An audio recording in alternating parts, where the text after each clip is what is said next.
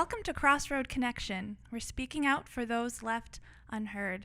My name is Alexa Winnick. I'm an editor here at Crossroad Bible Institute, and I'm filling in today for Dr. Schuringa, the host of our program. If you're a faithful viewer of Crossroad Connection, it's possible you've heard the term restorative justice used from time to time on our shows. But perhaps you've wondered, what does restorative justice look like, hands-on with real-life situations and real people? Or perhaps you've wondered what it looks like from the perspective of a victim of a crime. So we have in the studio with us today someone who can hopefully shed some light on those questions. So we have Jon Wilmot with us. He is the director of the Restorative Justice Coalition of West Michigan. So welcome, Jon, to our program. Thank you so much, Alexa. It's great to be here. Yeah, it's really great to have you here today to talk about this. I thought it might be great for our viewers to start off with a bit of a refresher on restorative justice, since you have that great hands-on perspective of that. Sure. Restorative justice means a lot of different things to different people. Sure. I think what we share in common is a view that crime isn't merely a broken law, but a broken relationship, and that justice should be about healing those relationships and creating a safe and peaceful community. Sure. Yeah, I was reading an article this morning, actually, that took kind of an interesting spiritual approach to that, where it said restorative justice is, restoring relationships between people, with ourselves, and with our communities, and with God. And that was a good, overall kind of perspective on that. So for you, as the director of the Restorative Justice Coalition, what does that look like in terms of working with victims of crimes? Well, we are an advocacy organization. Right. We promote restorative justice programs and principles in the community. We are a group of volunteers who work in different areas of the justice system or community and social services and education. And right. we just want to see our community move away from a retributive or a punitive process to more of a restorative one. Okay. So when you talk about this punitive approach, to me that sounds like, we often tend to focus on offenders or the people committing the crimes. So where does the victim come into play with restorative justice?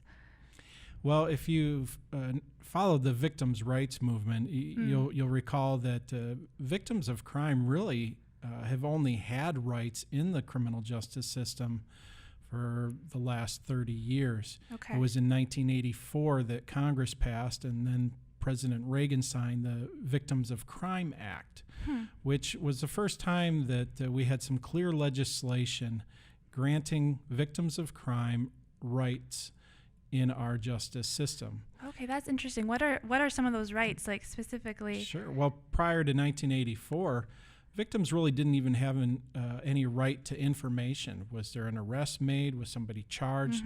They would likely find out if they were subpoenaed to court to testify as a witness. But if they weren't, good chance they wouldn't have ever heard the outcome of the investigation or the case. So the right to information is one of the primary rights. Sure, knowledge is power. Yes, many times, yeah. The right to be present at any court proceeding, the right to consult with the prosecuting attorney or district attorney, the right to restitution, and the right to make an impact statement to the court at the time of sentencing. Okay. Those are some of the rights that victims now have. Wow, okay.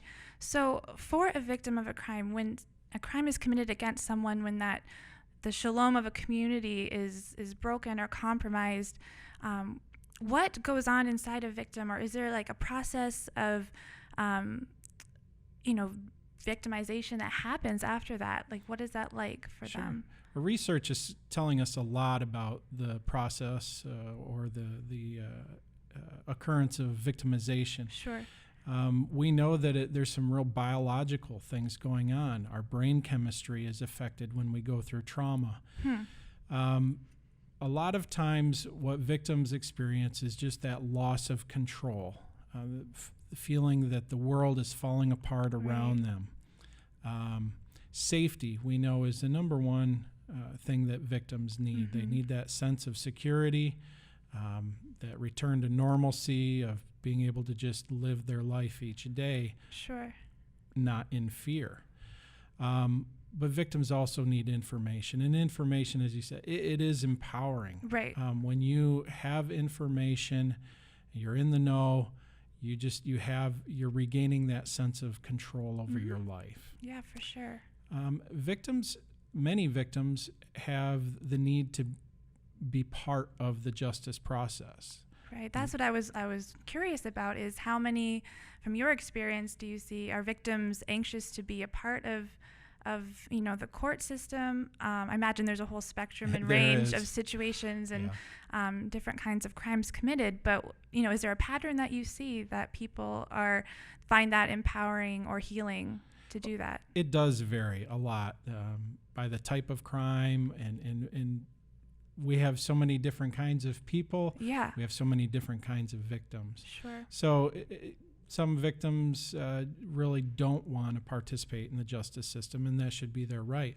But many victims, and in my experience, a majority of victims, do want to be involved to some level, whether it just simply be attending a court proceeding, or at least being informed of what the outcome is.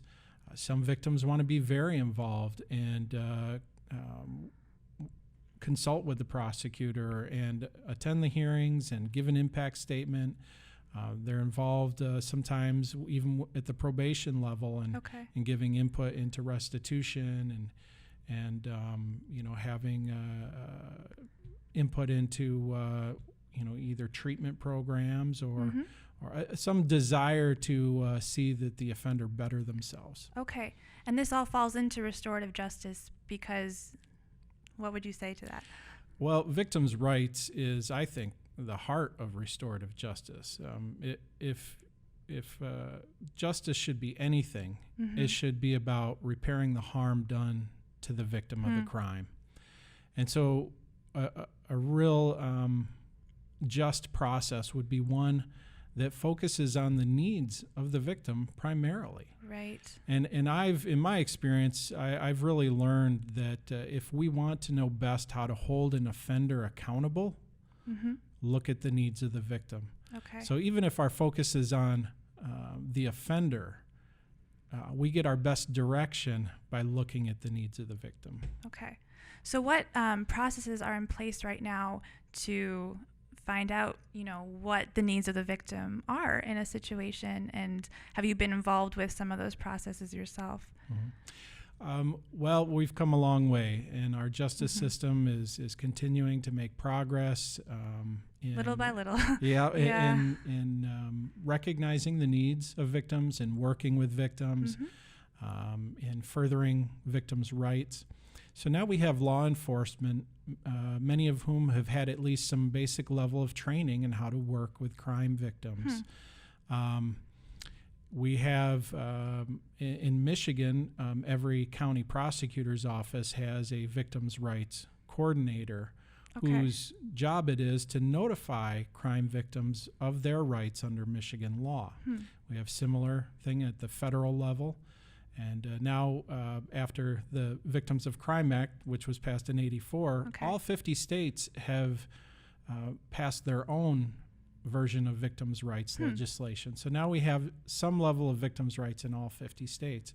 Wow. So all of our courts throughout the United States have come on board with victims' rights, are beginning to recognize that justice should include victims, and that we should be sensitive towards victims' needs. Sure.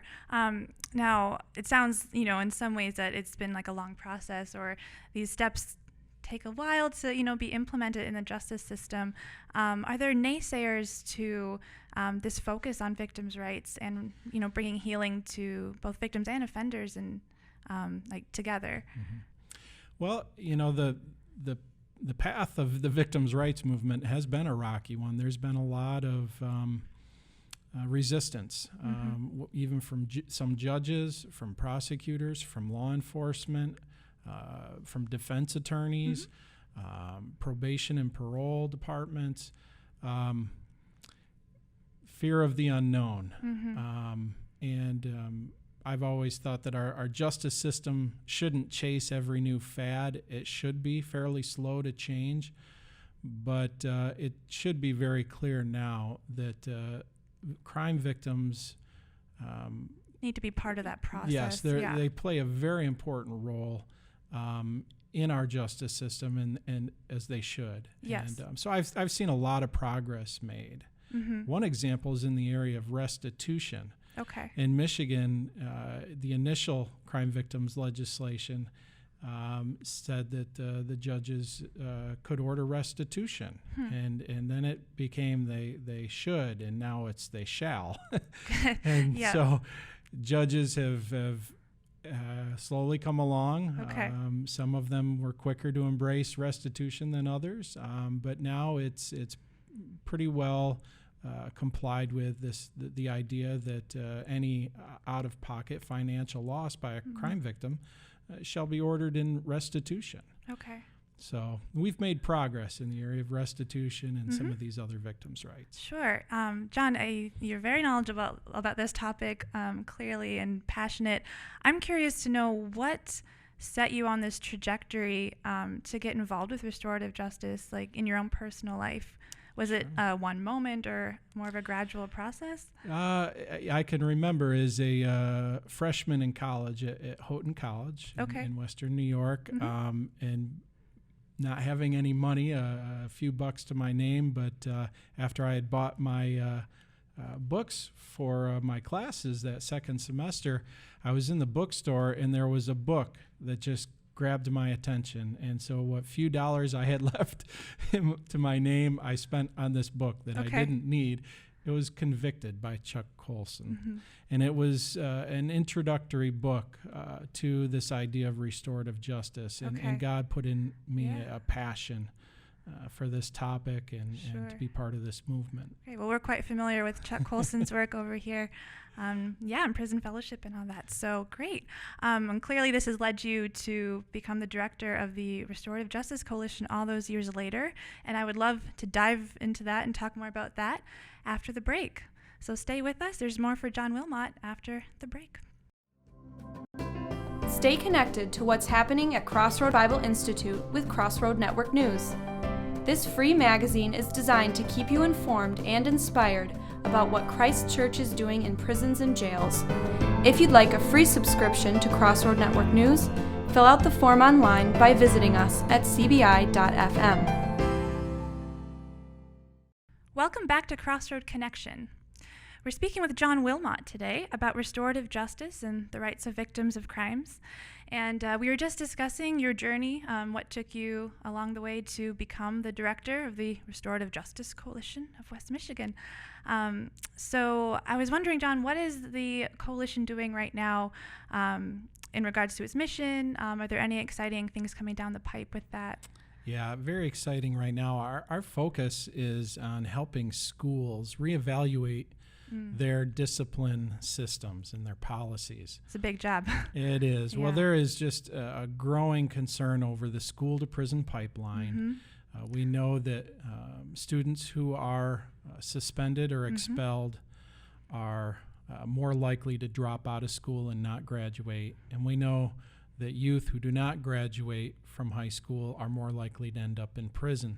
The data is pretty clear on these. So there's a growing recognition among many that we need to reevaluate the way schools do discipline.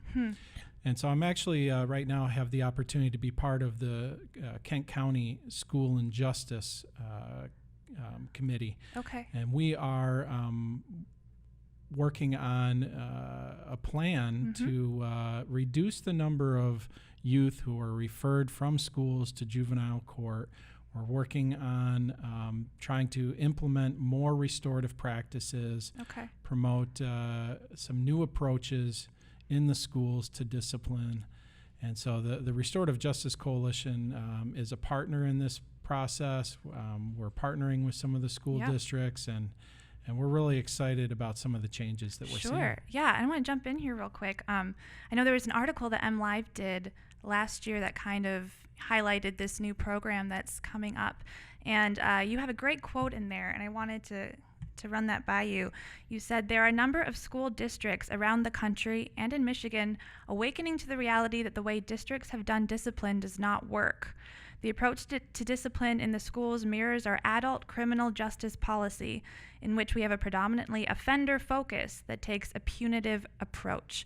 I was wondering if you would comment on that last part of that sentence about comparing our school discipline with the adult criminal justice system and the punitive nature of it.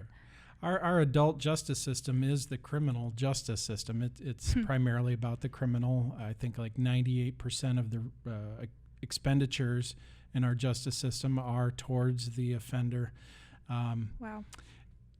I had one professor call it the trail 'em, nail 'em, jail 'em process. Oh, wow.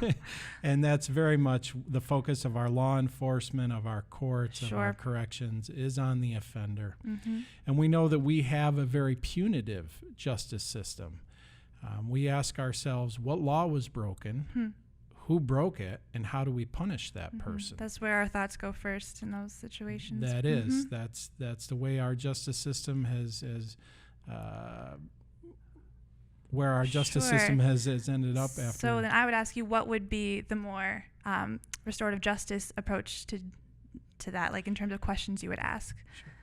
A restorative approach would ask different questions. Yeah. First of all, who is harmed? How do we repair that harm? And then whose obligation is it to repair the harm? So it's a very victim-centric approach.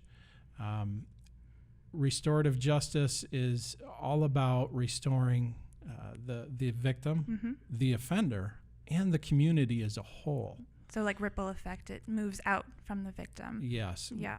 Again, that concept of shalom, that peace, that unity that a community should have. Sure. So going back to the school program, what are some of these like creative or practical ways that you foresee being piloted with this program? Too many schools have discipline systems that are just based on what we've always done. This is the way we've always done it. Sure. When a student breaks the rule and they have a bad attitude, well, then we suspend them. We send them home. We kick them out of school for a certain number of days, which 3 or 5. Perpetuates what you were saying, that school to prison pipeline, which is a great, I think, metaphor for us to think about this. Yes, and we have to ask ourselves, what does suspension really accomplish? We suspend because that just seems like the way we've always done it. Right. But have we stopped and asked ourselves, what are we accomplishing? Is this helping? And much like incarceration, which is a very passive form of punishment, do the crime, do the time, a passive thing. Suspending a student, kicking them out of school, is also a passive punishment. What we need to do is teach our young people how to take responsibility. We have to figure out different ways in which we can actively hold them accountable. Right. And if we look again at the needs of the victim, a lot of times we get ideas. So if a student has done vandalism, well, the first thing we should do is have them fix it, clean it up, pay to repair it. If there is a student fight, we should have those students talk about what happened and come up with a resolution to make sure it doesn't happen again. And if there's damages, well, those need to be taken care of. And the offending party would need to be responsible for that. Sure, but there's an intentionality and a relationship that's going on between, the person that did the crime or the infraction. Yes, one element of discipline is to teach. And schools need to return to this idea that any misbehavior is an opportunity to teach a student responsibility and better choices, and not just as a broken rule that needs to be punished. Right. It's about the human part of that, and repairing whatever has been broken inside that person as well. Yes. It's a great way to talk about it as a teaching moment. That's great. So specifically, I read something about conferences or circles and conferences that you're doing with the students. Is that part of it as well? Sure. Many schools are embracing restorative practices. And restorative practices would include things such as traditional mediation, family group or victim offender conferencing, circles, classroom circles, peacemaking circles. There's many variations of that. And there's other models of dialogue and restorative practices as well, but those are the main ones. Okay. And they're proving very effective in schools. Yeah, that's what I was wondering, if what progress you were seeing after it's been piloted for these few months. Is there any any progress that you're charting? Yes. Well, there's many. We've heard of schools who have reduced their rates of suspension by 30, 40, 50, even 70% in 1 year by embracing restorative practices. Wow. Well, I'd love to hear more examples. We're going to take a break here real quick, and then we can talk some more about it after the break. So we'll be right back after this. Correcting Bible study lessons is crucial to helping inmates. To partner with CBI in this safe and secure role, please visit us at cbi.fm on the web. Welcome back to Crossroad Connection. We're speaking with Jon Wilmot, and before the break we had been discussing the strides that the Restorative Justice Coalition has taken to implement more restorative practices in the public school system here in Grand Rapids. And I would just love to hear, and I'm sure our viewers would as well, any success stories specifically that you've experienced through this program, or even other experiences you've had as a director of the Restorative Justice Coalition. One of my favorite stories is a case I facilitated a few years back. There were a few middle school boys who had on a Saturday been outside the school building playing ball. Okay. They asked the school custodian who was there working that day to let them in to use the drinking fountain. Mm-hmm.